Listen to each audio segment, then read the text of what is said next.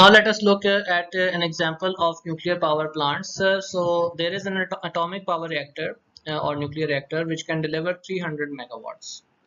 If due to fission of each atom of U92-235, the energy released is 200 mega electron volts. So just for the sake of this example, I am going to tell you that 1 electron volt is a very small unit of energy which is applied to micro physics, which is applied in nuclear physics. So 1 electron volt is equivalent to 1.6 into 10 power minus 19 joules of energy. So 200 mega electron volt energy is released by fission of each atom of uranium. Compute the mass of uranium undergoing fission per hour. So you have to compute the mass of uranium undergoing fission per hour. So let us look at the solution to this problem. So energy in joules generated in 1 hour is equal to 300 into 10 to the power 6 watts, or 300 into 10 to the power 6 joules per second. So in 1 hour there are 3600 seconds. So energy units in joules in 1 hour is 300 into 10 to the power 6 into 60 into 60 joules. So 108 into 10 to the power 10 joules are generated in every 1 hour. So energy released per fission is 200 mega electron volts. So 200 into 10 to the power 6 electron volts, or 1 electron volt is equal to 1.6 into 10 to the power 9 minus 19 joules. So multiply that and you get the energy in joule which is released by one fission.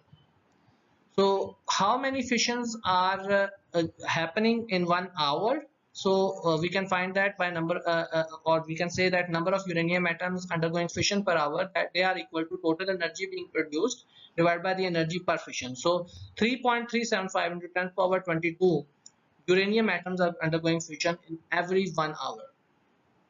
So from chemistry we know that mass of 1 gram atom of uranium containing 6.023 into 10 power 10 power 23 atoms, like the mass of 6.023 into 10 power 23 atoms of uranium is 235 grams. So there are so if you have 6.023 into 10 power 23 atoms of uranium, their combined mass will be 235 grams. So mass of uranium undergoing fission per hour can be given by using this mass, dividing it by 6.023 into 10 power 23, which will give you the mass of one atom of uranium. Then multiply it with the number of uranium atoms undergoing fission, so you'll get the mass of the uranium atoms undergoing fission. That comes out to be 13.17 grams. So 13.17 grams of uranium 92-235 are consumed per hour to generate 300 megawatts of electrical power.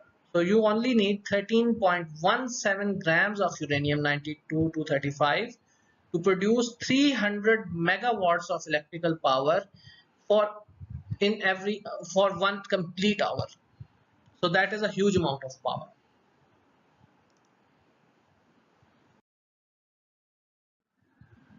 Now let us look at another example. So what is the power output of a uranium 92-235 reactor if it takes 30 days to use up to 2 kilograms of fuel, given that energy released per fission is 200 mega electron volt, which is the same as previous example, and Avogadro's number is 6.023 into 10 power 26 per kilomole. So for every kilomole you have 6.023 into 10 power 26 atoms of uranium. So it is similar as compared to the previous one, in which we had mole. We did not have a kilomole in the previous example. We had mole in the previous example. Now we have kilomole, so we just multiplied that Avogadro's number 6.023 into 10 power 23 with 10 power 3. And another added information or hint is that 1 electron volt is equal to 1.6 into 10 power minus 19 joules. So let us look at the solution to this problem. So in 2 kilograms of fuel, how many number of uranium atoms will be present? So how many uranium atoms will be present in 2 kilograms of fuels? So if we have 6.023 into 10 power 26 atoms, we have 1 kilomole. So in 2 kilograms, 6.023 into 10 power 26 atoms, their combined mass will be 235 kilograms. So in every 2 kilogram, the amount of atoms for every 2 kilogram of fuel will be 5.126 into 10 power 24. From this data we can get this number of atoms in 2 kilograms of fuel. So number of fissions per second obviously will be equal to, for this number of atoms will be available in 2 kilogram of fuel. So if it takes 30 days to use up this fuel, so how many fissions are happening every second? So you divide this total number of atoms which underwent fission during those 30 days by the number of by the amount of seconds in these 30 days. So 30 into 24 into 60 into 60, that gives you 1.98 into 10 power 18. So number of fissions which happened per second in this month are 1.98 into 10 power 18. So energy released per fission is 200 mega electron volts. You can convert it into joules like previous example. And then energy released per fission or power output is given by the number of fissions per second into the energy in each fission. So power output is 63.4 into 10 power 6 watts or 63.4 megawatts. So if you burn 2 kilograms of uranium 235 and in 30 days you will be able to generate a power of 63.4 megawatts. So that is also a lot of power being generated by this plant.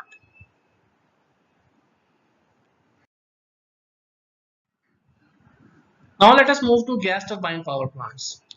So these power plants employ a gas turbine as prime mover, and then this gas turbine is coupled to a generator which produces the electricity.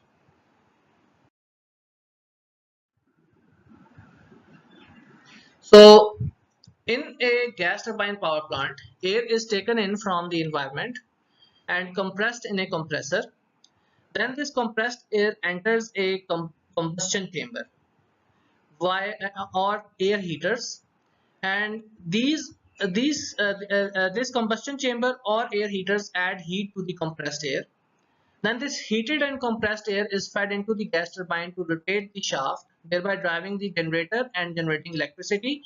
Uh, we have to heat the compressed air as well, because the compressed air will have enough energy to rotate the gas turbine only when it is heated as well. Only when energy is stored in that compressed air in the form of heat as well. Only then it will have enough energy to rotate the gas turbine and produce the desired level of power. The shaft of the compressor is coupled to the turbine shaft. So the compressor, obviously you have to rotate the compressor to compress the air, and the shaft of the compressor is coupled to the turbine shaft, the turbine which is rotated by the which is rotated by the heated and pressurized gas.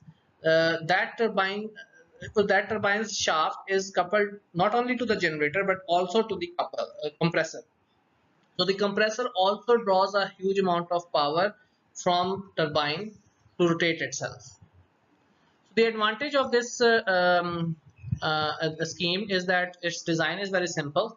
It requires very small space. There are very less water requirements. So because there is no condenser employed here, the startup like diesel power plants is very quick. So you can meet peak load requirements, like if there is a sudden spike in load, then you can meet that demand by using this plant.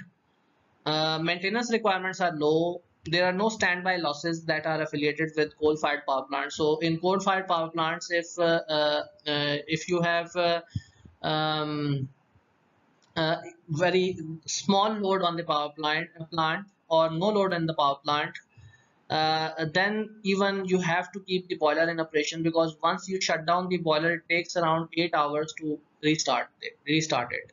So there are a lot of standby losses affiliated with a coal-fired power plant as well.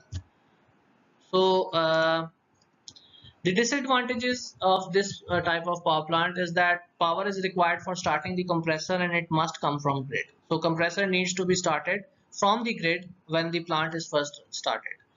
So it requires a lot of power from the grid as well. So then there is low net output because a lot of power is drawn by the compressor as well. So overall efficiency of the plant is also very low. It is about 20%. Now, note that this plant is normally used, is almost have always used, or I should say always used, it is always used in a combined cycle arrangement. So what happens in a combined cycle arrangement is that this plant uses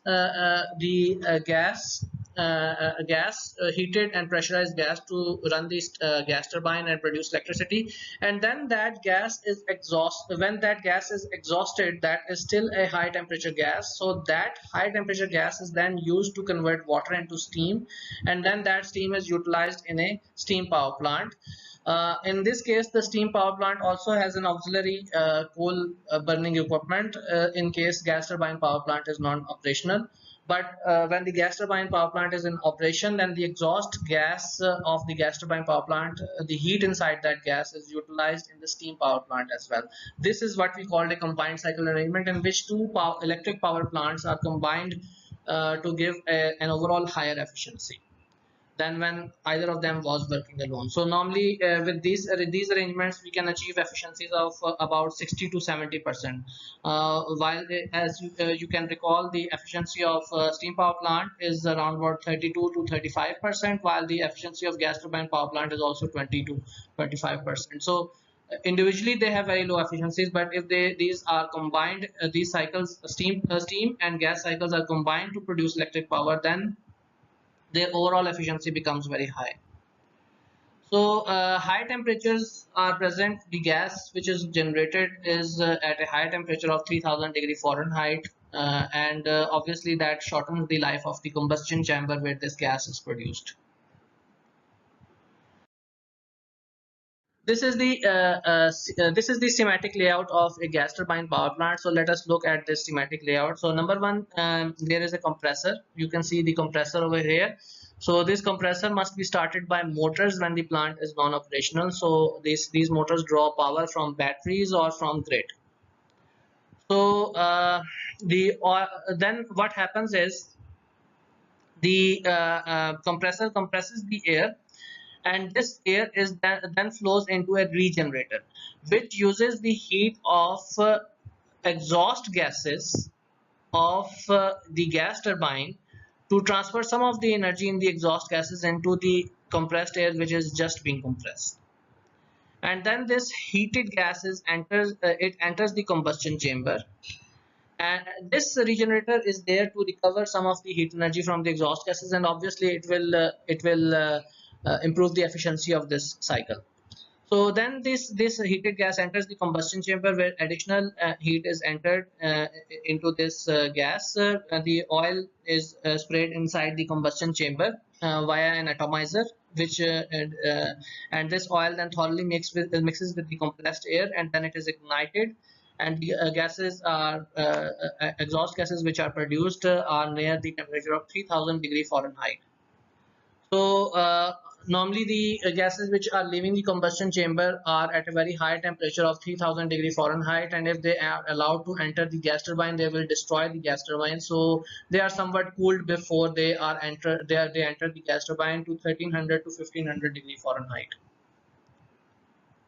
So as I have told you previously, this regenerator, the unit which is placed here, this is just a heat exchanger which uses the heat from the exhaust gases around 900 degrees Fahrenheit to preheat the compressed air, and in this way it improves the efficiency of the plant.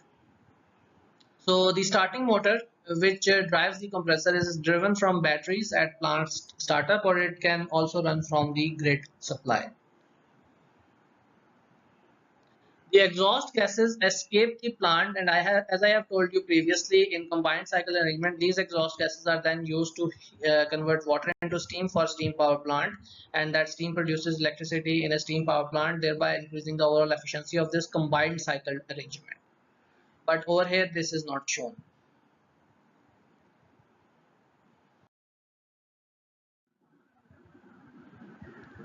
This slide it summarizes the benefits of different various types of plant. This slide and the next slide, they both do the same. So this is an exercise for you guys. You have to go through these two slides. This slide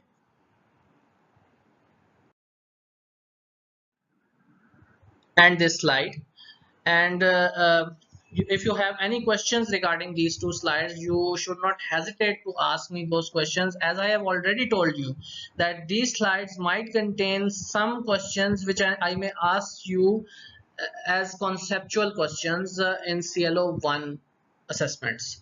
So you should clarify all of the concepts which are contained. If you do not understand anything from these two slides, you must ask me in the QA sessions so that you are prepared for your assessments which are going to come afterwards.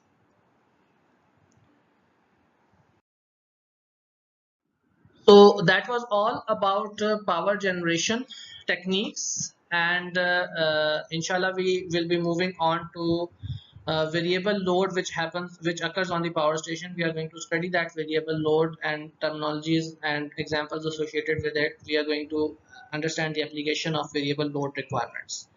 So this was all from my end for the power generation techniques, and I hope to see you in QA session where you can ask me any confusions if you have them about the power generation techniques. Take care. Allah Hafiz.